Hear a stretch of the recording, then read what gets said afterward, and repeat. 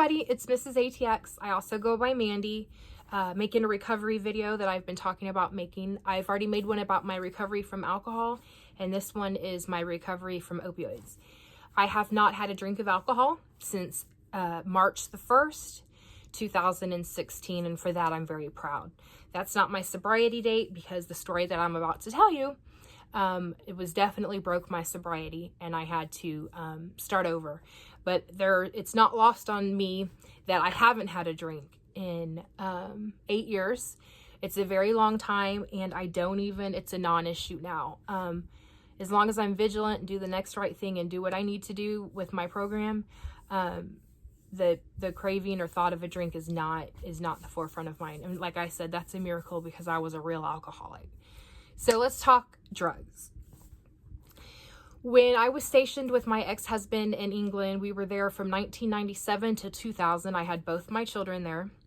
And when it came time for us to come home, I decided to have all 4 wisdom teeth removed because it was free over there. When we got back, it wasn't going to be free. So since the dental was free while we were stationed overseas, I wanted all 4 wisdom teeth taken out. What I didn't tell the oral surgeon was that I would be flying back to the States about 5 days later. I was coming home with the kids. My husband was going to finish up some things there. And that's the way it was. So all 4 wisdom teeth were removed, minor not really any major complication, but some pain. I don't know what they gave me over there, but it really didn't work. And they said they couldn't give anything else, and that was it. So flew back to the States. An 8-hour flight from England with freshly removed wisdom teeth is not recommended, especially when you have 2 young kids, but it is what it is. So we landed and I was in excruciating pain in Dallas. My dad took me to the emergency room at Darnell in Fort Hood to be seen. They didn't know anything about wisdom teeth. They were just an ER, but they said, we will give you something for the pain. But as far as dry sockets or anything like that, you would have to ask somebody else. So they prescribed Percocet.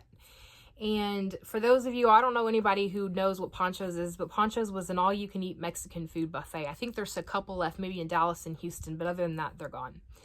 So, got the prescription for Percocet and immediately went to Poncho's because that was in the same town. And I decided, I needed to take it with food, even though I guess it's not necessary, but I'd never had it before.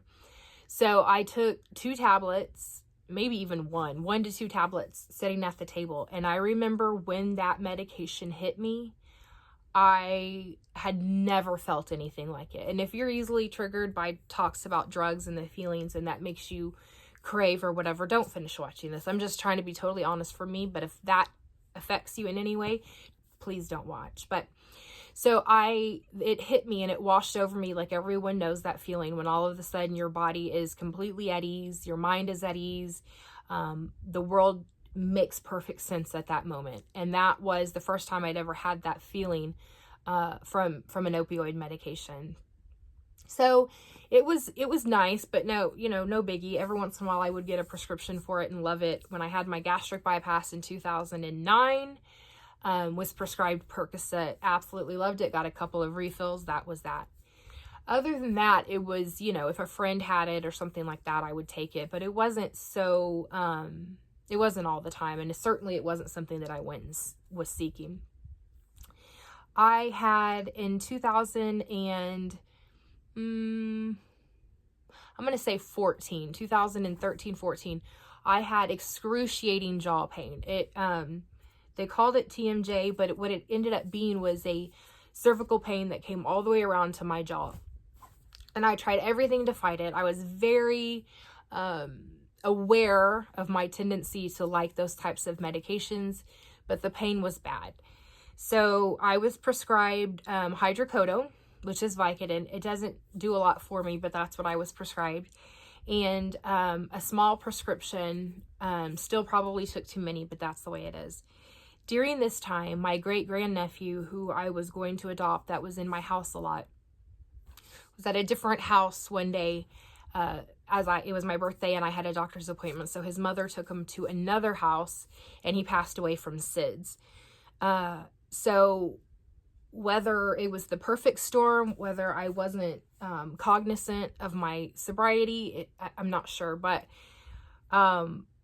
Went back to the doctor to say the Vicodin wasn't working, and I was prescribed Percocet to take 1 a day, and that was it.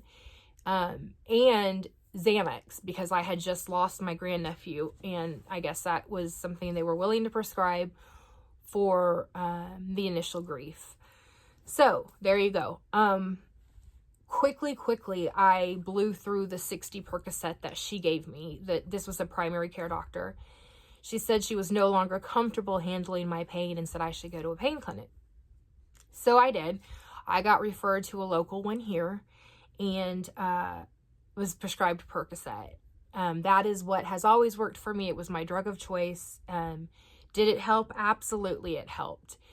But I quickly went up in dosage. I knew how to, most hustlers and drug addicts, it's something inside them that they know how to hustle. I've never ever taken a pill that wasn't prescribed to me, but that absolutely doesn't matter because the amount that I was getting was absurd.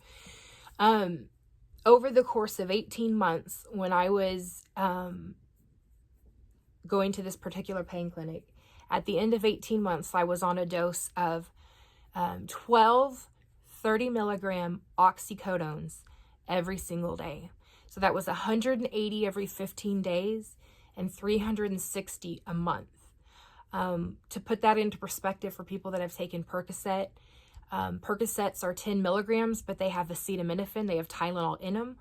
I was taking the roxycodone, which didn't have the acetaminophen. It's not OxyContin, the long-acting one. It's oxycodone without the Tylenol. And they were 30 milligrams a piece, and I was prescribed 12 a day. And I still ran out. At the end of the 15 days, I was at the pharmacy when it opened, waiting for my medication. The pharmacy said they had never seen a dose that high except in patients that were terminal and about to pass away. So I started seeing the writing on the wall. The CDC, the Centers for Disease Control, released its statement that chronic pain was not effectively treated by opioids. You are essentially treating the addiction and not the pain. And they were saying that pretty soon there was going to be limits on the amount that could be prescribed and what for. My doctor said, well, there's always loopholes, but whatever. So I was always getting early refills, spinning my wheels to get it, saying I was going out of town, saying, you can't really get away with saying you spilled them in water or anything. They don't believe that, but you can say you're going out of town. And someday I'll get into all of my bullshit that occurred, trying to get that done to convince I'm going out of town, but not today. So constantly running out, constantly on the weekend before the fill, stretching them out, one every 4 hours, and then going to sleep at night with something, trying my best not to wake up, just waiting till 9 o'clock when the pharmacy opened. And it was miserable and it was a waste of time. I don't think anything happens by mistake, but those weekends that I was running out are wasted time from my drug use, and that I'll own. So we get to June, like right about the 1st of June, 2016, and I got tired of it. They had told me they wouldn't do an early fill this time. I had about 8 pills to make it through the entire weekend, and I was tired of it.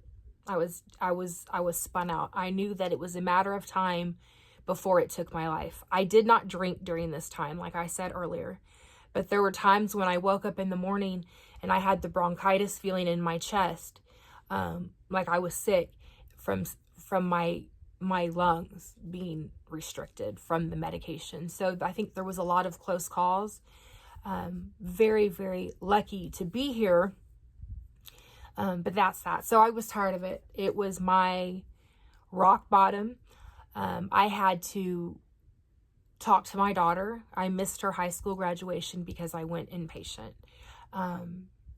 But she told me to go. She wanted me to go. She could see the mess that I was becoming and I wasn't keeping it together. So I checked in to Texas Star in Austin. It's no longer there. They closed it down, as my understanding. I don't know why. It was a good program. They did the steps and that kind of thing. So they detoxed me with Suboxone. And during that visit, I decided that inpatient, I decided I wanted to go on Suboxone maintenance. I'll get into that in a different story. I'm in a different video. I'm no longer on it, but I did come out and go on to that for Suboxone maintenance.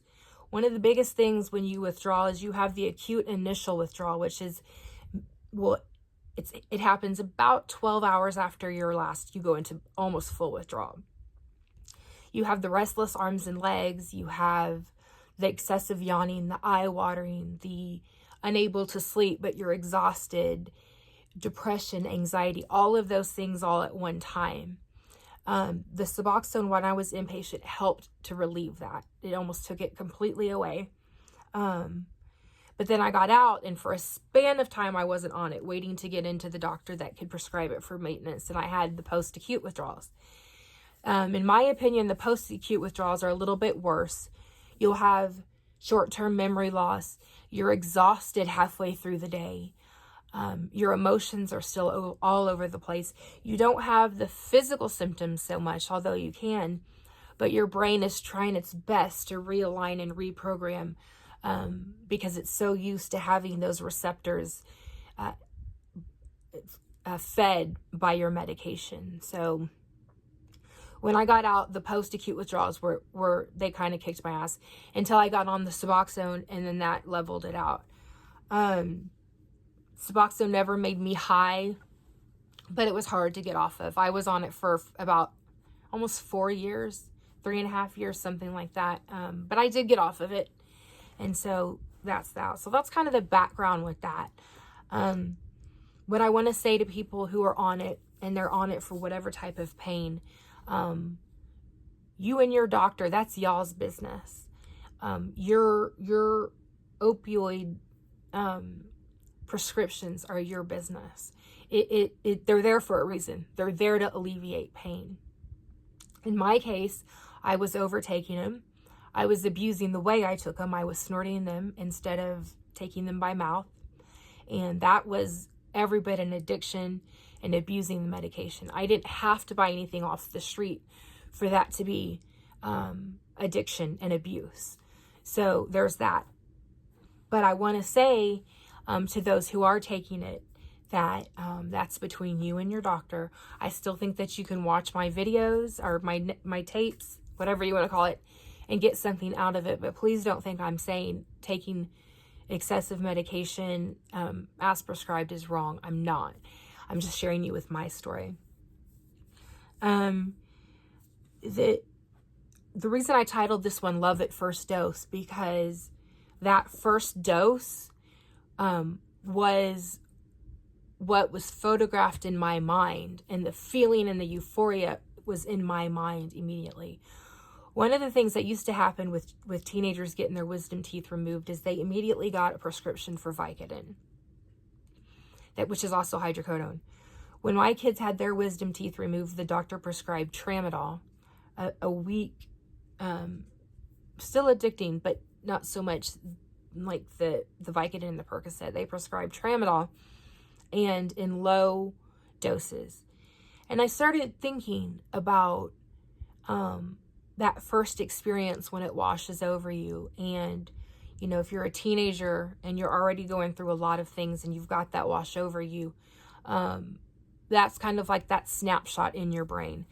Now, if you're not an addict, you probably won't like the way it feels. It makes you feel loopy. It helps with the pain, but you don't like it.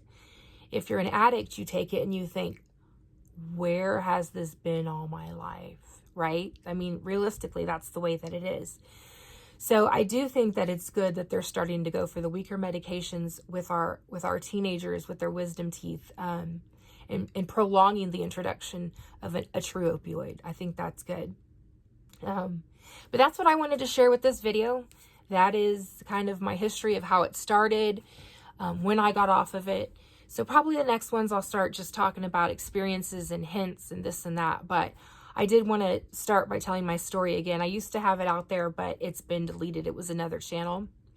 So comments and questions in the comment section are welcome. Anybody from the drama community who leaves me nasty things, I'm going to delete them. But this is me. This is who I am. I'm an open book as far as that goes, because if it can help someone else, I'm all about it. But anyway, I'm Mrs. ATX, and I'll see you next time. Bye.